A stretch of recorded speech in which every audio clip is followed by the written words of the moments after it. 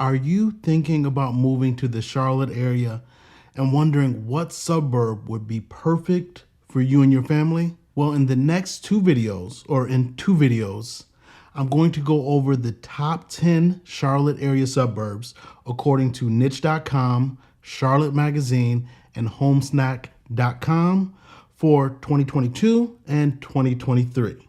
Stick around. Hello family, I am Sir Ashley, a realtor and investor right here in the Carolinas. And on this channel, we talk about personal finance, real estate, and of course, the Carolinas. Now this channel is for you, so leave a comment and let me know what type of video or what topic you would like me to do a video on. And I also look forward to providing you with more content and better content that interests you. Now, before we get into the list, I'm going to get into the good and the bad about every suburb on this list. This is not some cookie cutter fluff that realtors like to bring you full of rainbows and sunshine. Yes, I'm going to give you the warts regarding all the suburbs as well. Now, let's get into this list of the top 10 Charlotte area suburbs. And number 10 is Huntersville, North Carolina.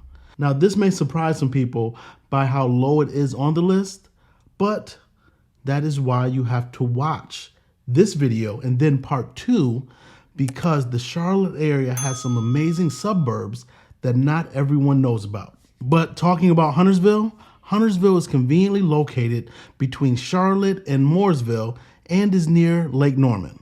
And if you enjoy outdoor activities, Huntersville is the suburb you should consider.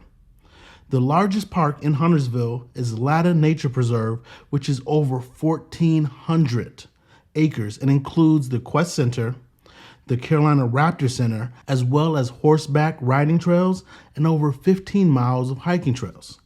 And there are other parks and recreation centers, as well as Lake Norman nearby. Now we'll talk about Lake Norman in just one second, but let's first talk about the parks and recreation activities in Huntersville. Huntersville takes park and recreation activities very seriously, and they take them to the next level. I'm talking about baseball courts or fields, softball fields, soccer fields, dirt bike tracks, little ramps and stuff for dirt bikes. Yes, you can find that in Huntersville, as well as mountain biking courses. Now they do have indoor and outdoor basketball courts, and I cannot forget about their adult kickball leagues. Now, I personally took part in an adult kickball league in Huntersville, and I had some of the most fun I've had in a while. The games took place between 6 p.m. and 8 p.m., and all the fields did have lights on them.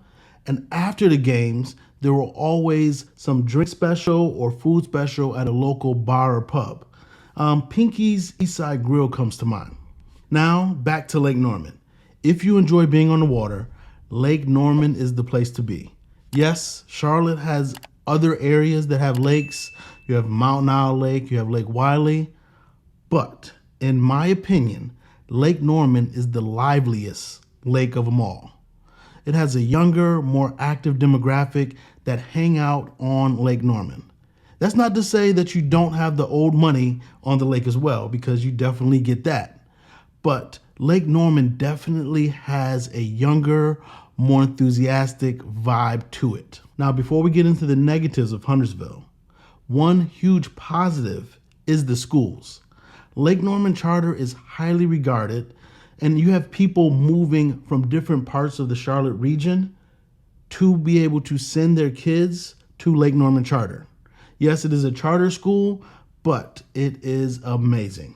Take a look on the screen here and see how several different public and private schools are ranked in Huntersville.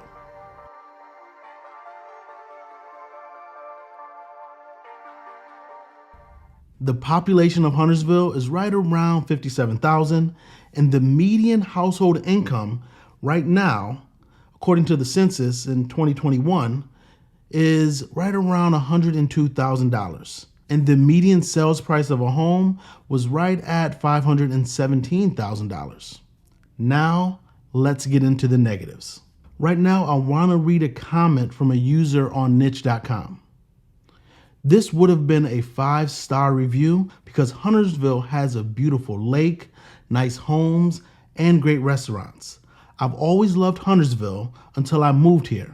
Being a woman of color, you get a lot of stares and a lot of people are stuck up here. I can understand if this was Ballantyne or South Park, but it's not. I'm definitely confused how this area is stuck up when the median household income is $100,000, which isn't a lot of money. This is Charlotte, so I'm not sure what the issue is, but if people think they're going to push people of color out, it's not going to happen. This area is a little diverse. Get to Davidson and it's even worse. Now that is her perspective, and I respect her perspective. And if I'm going to give you the good about Huntersville, I believe in being fair and balanced. I have to give you the negative opinions and perspectives of Huntersville as well. Now, I want to give you another negative about Huntersville. Stick with me. Another negative of Huntersville is sort of a mystery because there have been reports after reports going on years about a cancer cluster in the Huntersville area. It's an ocular cancer, and there have been years, as I said, years of studies in this area, and no one really knows why this cancer cluster exists or what's causing it. So again, I told you I'm going to give you the good about areas, but also give you the bad about the Charlotte area suburbs. Now let's move on to number 9, which is Fort Mill, South Carolina. Did you hear that just now? Because I heard it. That was the moaning and the groans of the people that live in Fort Mill, South Carolina. They will argue me to death about how they are at least in the top 5 of the Charlotte area suburbs.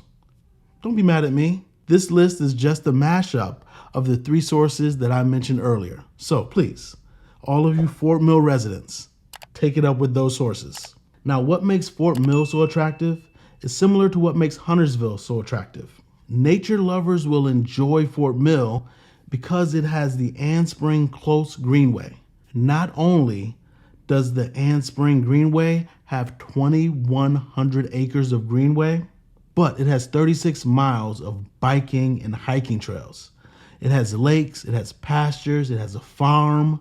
They even have trail races and summer concerts. Also, something that I found out recently is that they have a winter holiday market and goat yoga. Now put a pin in that because I'm going to come back to goat yoga in 1 second. But since I'm filming this in the summertime, I want to spotlight the summer concert series. Now this Thursday, June 30th, 2022, a local band called Next Level will be performing at this summer concert series. It is the last concert of this summer. So if you're looking for something to do, please go to the summer concert series at Ann Spring Greenway and enjoy the sounds of Next Level. Now, let's get back to this goat yoga. In the comment section, please let me know if you've ever heard of goat yoga before and if you ever participated in goat yoga. Because when I first heard about it, I thought LeBron James and Tom Brady are coming to Fort Mill to do some yoga? That's what I'm talking about.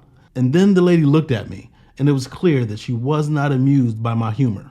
During goat yoga at the Ann Springs Close Greenway, people are actually doing yoga with real live goats walking around. Moving on, the schools in Fort Mill are top notch.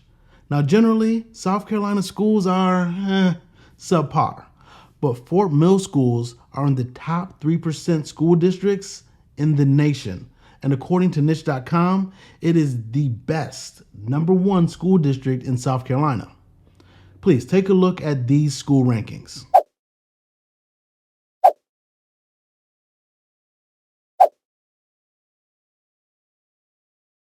According to the U.S. Census, the population of Fort Mill is estimated to be right around 27,000, and the median household income in Fort Mill is just under $102,000. And the median sales price of a home is just over that of Huntersville at $527,000. Now, let's talk about the negatives of Fort Mill, South Carolina. The biggest con to Fort Mill is the price of things. Now, it has been expensive for quite some time to live in Fort Mill, but it has definitely gotten more expensive recently. A running joke between some of the residents is that it's called Fort Mill because you only need $1 million to afford to live there.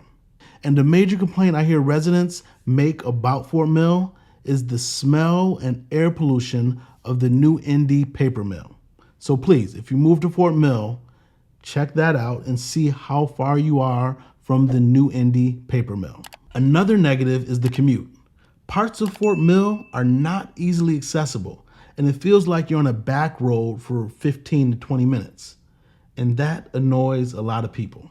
Moving on to number 8 on this list is a lesser known suburb, and it is the suburb of Harrisburg, North Carolina. Now, Harrisburg is located right on the border between Mecklenburg County and Cabarrus County. According to niche.com, Harrisburg is the #1 place to live in Cabarrus County. Now, that's not saying quite much.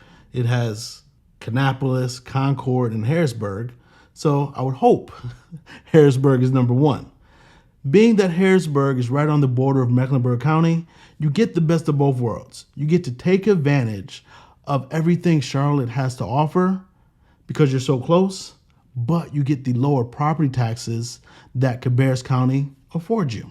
As of July 2021, the population of Harrisburg was estimated to be right around 19,000. Now, presently, Harrisburg does not have a ton of amenities within its small perimeter.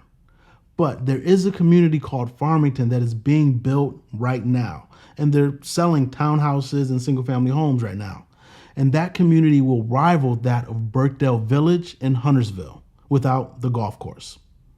So what makes Harrisburg so appealing as a suburb of Charlotte is because of its rural feel, its location, and convenience to everything, which has also been highlighted since the completion of 45. Now, right now, the cost of living in Harrisburg is also one of the things that makes it so attractive. The median price for a single-family home in Harrisburg in May of 2022 was $463,000. That's significantly less than the $517,000 and $527,000 of Huntersville and Fort Mill, respectively. So for a cheaper cost of living, you still have access to top-notch schools. Niche ranks Harrisburg schools as an A. Take a look at some of the individual school rankings, and Harrisburg really provides you a solid bang for your buck in this greater Charlotte area. Now, while the cost of living is lesser in Harrisburg, the median household income is actually more in Harrisburg. It's $112,000. Now, let's talk about the negatives of Harrisburg. Everything can't always be sunshine and rainbows. The biggest negative is that there isn't much to do in the town itself. Yes, it is growing, but if the town does not properly plan for that growth, the traffic within Harrisburg will become frustrating and unbearable. Next on the list is Matthews, North Carolina. Personally, Matthews is one of my favorite suburbs. Matthews is a southeastern suburb of Charlotte, and I really like the downtown area. There are unique thrift shops and discount shops, as well as restaurants where you can eat inside and enjoy the outdoors as well. It is a perfect community for young adults, people with kids, and retirees. Matthews truly has something for everyone.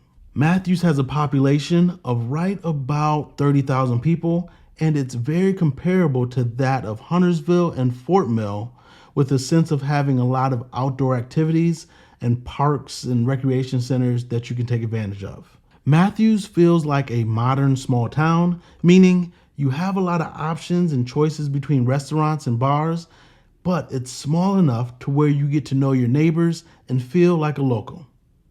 When talking about Matthews, I have to mention Food Truck Fridays that the town hosts. If you're in Matthews on a Friday evening, you need to check out Matthews Alive and take advantage of Food Truck Fridays. Now, Matthews is unique amongst the Charlotte area suburbs because the majority of Matthews is in the Charlotte-Mecklenburg school system. but a small portion of Matthews is in the Union County public school system. And Union County has some of the highest rated schools right here in the Carolinas. Niche.com ranks Matthews schools as an A-. Take a look on the screen and see the highly rated public and private schools right here in the Matthews area.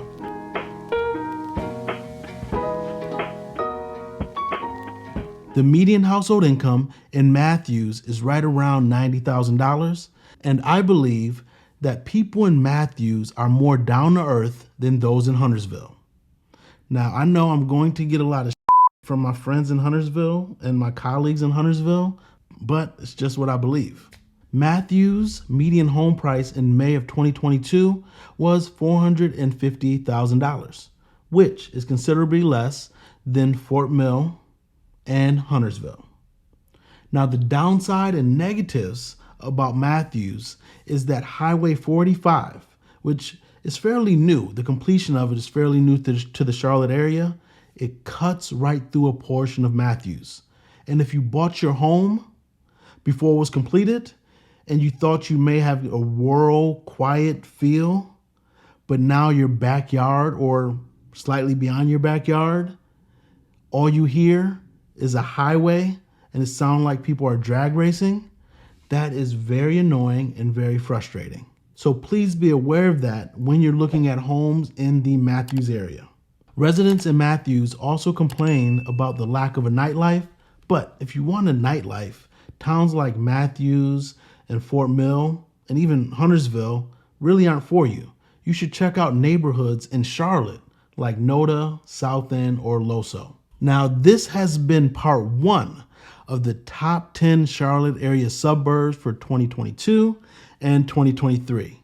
Let me know what you think, and be sure to like this video and subscribe to the channel, but also tap on that bell notification so you can be alerted when I drop part 2 of this video series, so you can find out what the top 5 Charlotte area suburbs are. I'm Sir Ashley.